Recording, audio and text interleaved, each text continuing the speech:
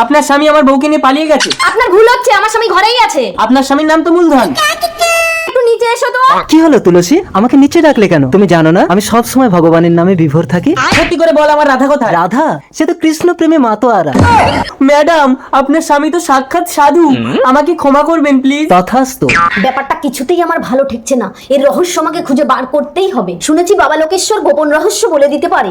বাবা লোকেশ্বর, আমার স্বামীর কি অন্য মেয়ের সঙ্গে লাইন আছে? সৌমন্তর, তোর স্বামীর ছবিটা বার কর। ও সাধু বাবা, পালাচ্ছ কেন? আরে ওই মালটার জন্যই তো আজ আমি সংসার ত্যাগ করে সাধু সেজে আছি। মানে? হারামজাদাটা আমার বউকে নিয়ে সংসার করছে। আরে আমিই তো সেই তুলসী, তোমার বউ।